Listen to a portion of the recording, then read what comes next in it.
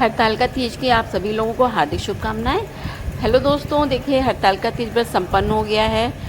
इस व्रत को अखंड सौभाग्य का प्रतीक माना जाता है और ये व्रत निर्जल रहा जाता है। इसमें 24 घंटे का ये व्रत होता है, इसमें पानी भी नहीं पिया जाता है, तो ये व्रत निर्जल उपवास हुआ है। इस व्रत का नाम भी हरतालिका क्यों है? क्योंकि कहा जाता है, ऐसी मान्यता है कि गौरा जी को यानी पार्वती जी को उनकी सखी हर करके जंगल में ले गई, तो जंगल में उन्होंने शिव जी को पाने के लिए तपस्या की थी, तो हरने के कारण ही इस व्रत का नाम हरतालिका है। देखिए सभी व्रती महिलाएं मंदिर जाती हैं, वहाँ पे सुहाग का सामान चढ़ाती हैं, पूजा करती हैं भोलेनाथ की। वहाँ मंदिर में पंडित जी कथा भी सुनाते हैं हरतालिका व्रत की, तो वहाँ पे बैठ के सभी महिलाएं एक साथ कथा भी सुनती हैं। उसके बाद शिव जी की आरती होती है। आरती होने के बाद कभी मिलती है जब भगवान में आदमी कृत हो जाता है, जो भगवान की बताई हुई युक्ति को मान लेता है, जो बना करके भगवान की प्रतिमा बनाई और बना करके अपनी सखियों के साथ निराहार रह करके आराधना करने लगी। जब पार्वती जी ने आराधना किया, जब भाद्रपद शुक्ल पक्ष की हस्तयुक्त तृतीया तिथि प्राप्त हुई, तब उन्होंने मेरा विधिवत पूजन किया। शिव जी पार्वती जी को बता रहे हैं, शिव जी पूछ रहे हैं कि कैसे हमारा मिलन हुआ आपसे, और पूजन किया और रात भर जाग करके गीत वाद्य से मुझे प्रसन्न करने में बिताया। उस व्रत राज के इस व्रत की महिमा और कथा अपने आप में ही श्रेष्ठ है, क्योंकि इसमें शिव जी को किस तरह से पार्वती जी ने प्राप्त किया था उसका ही वर्णन है, और शिव जी ने उसी कथा का वर्णन करके बताया है कि किस प्रकार से गौरा माँ ने तपस्या की थी और निराजल रह कर के घने घनघोर जंगल में तपस्या की थी। तो उसी तरह से सभी सुहागिन महिलाओं को इस व्रत को करना चाहिए। इसके अतिरिक्त कुंवारी कन्याएं भी कर सकती हैं, और उनके लिए भी कोई ऐसा प्रावधान नहीं कि वो नहीं कर सकती, वो भी इस व्रत को कर सकती हैं। और वो क्यों करती हैं? ताकि उन्हें भी अच्छा पति मिले। जो स्त्रियां पतिव्रता होती हैं केवल वही अपने पति का व्रत रखती हैं। जो स्त्रियां पतिव्रता नहीं होती हैं वह अपने पति का व्रत नहीं रखती हैं। इसलिए अपने साथ लेकर के घर आए और मेरे साथ तुम्हारा विवाह कर दिए।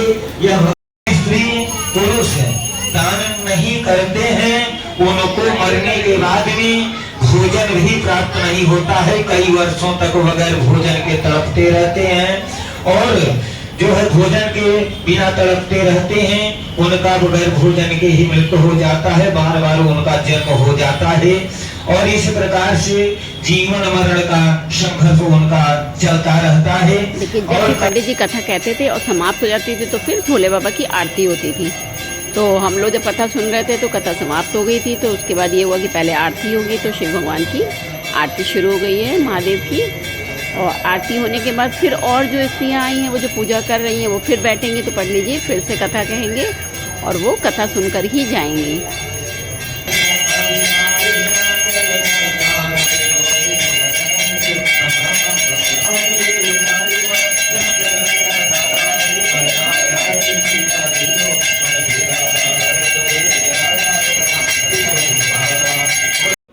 देखिए भोले बाबा की आरती संपन्न हो गई है, और सभी महिलाएं जितनी भी आई थी वो गौरा जी की पूजा की थी, सुहाग लिया सबने, और अब वो खड़ी हैं क्योंकि पंडित जी ने कहा है कि थोड़ा सा रुक करके सभी लोग जाएं।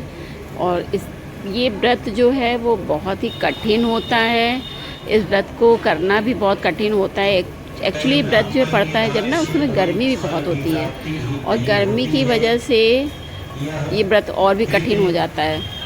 और सबसे बड़ी बात है उसमें कि आदमी जो भी इसको करता है वो निर्जल रहता है, वो पानी नहीं पीता है। ये पूरे 24 घंटे का व्रत होता है। 24 घंटे, कुछ लोगों का तो 28 घंटे 30 घंटे हो जाता है।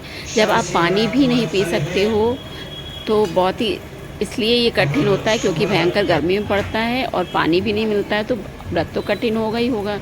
लेकिन फिर भी हम महिलाओं में इतनी शक्ति होती है, भोलेनाथ इतनी शक्ति देते हैं कि हम इस व्रत को अच्छी तरह से कर ले जाते हैं।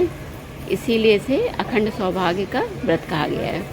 इस व्रत को जब आप रखना प्रारंभ करते हैं, जैसे 18 तारीख को ये तीज स्टार्ट था व्रत हमारा, तो 17 तारीख की नाइट में यानी कि आप 2-2:30 बजे तक सरगही कर सकते हैं। सरगही मीन्स आप कुछ भी थोड़ा सा खा सकते हैं और पानी पी सकते हैं। उसके बाद से व्रत आपका स्टार्ट हो जाता है कि आपने कुछ भी खाया पिया, मुंह धो लिया, अच्छे से मुंह साफ़ कर लेते हैं, कहते हैं मुंह में अनाज नहीं होना चाहिए, और उसके बाद से व्रत आपका प्रारंभ हो जाता है। और फिर ये व्रत आपका दूसरे दिन जा कर के यानी पूरा दिन 18 फिर 19 तारीख को भोर में गौरा जी को सुहाग चढ़ाने के बाद, सुहाग लेने के बाद हम जो चीज़ हम लोग के यहाँ अपनी अपनी परंपरा के अनुसार पारण करने की होती है, हम उसका पारण करते हैं, तब जाकर व्रत पूर्ण होता है।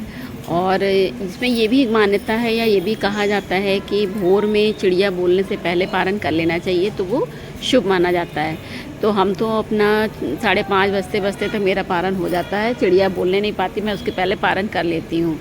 देखिए भोर में पारण भी सबके यहाँ अलग अलग तरीके से होता है, किसी के यहाँ हलवा पूड़ी बनता है, कोई मीठे से करता है।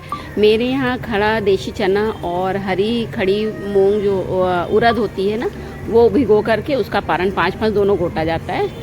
तो हमने उसी से पारण किया है, गौरा जी को सुहाग चढ़ाया, सुहाग ले लिया है घर पे, और मेरी पूजा अच्छे से संपन्न हो गई है। ईश्वर ने शक्ति दी, मैंने बहुत ही अच्छे से अपनी पूजा संपन्न कर ली है। और जैसे हम जो लोग इस तीज व्रत को करना चाहते हैं वो इस तीज व्रत को उठाएं। अखंड सौभाग्य का प्रतीक ये व्रत है और इसको ज़रूर करें, काफ़ी फलदायी व्रत होता है। तो मेरा ब्लॉग, मेरा वीडियो आप लोग को अच्छा लगा हो तो मुझे कमेंट्स करके बताइएगा कि मेरा वीडियो आप लोगों को कैसा लगा। और मेरे चैनल को ना सब्सक्राइब किया हो तो सब्सक्राइब कर लीजिएगा, और मुझे कमेंट्स भी करके बताइएगा कि मैंने जो भी आप लोगों के साथ शेयर किया वो आप लोगों को कैसा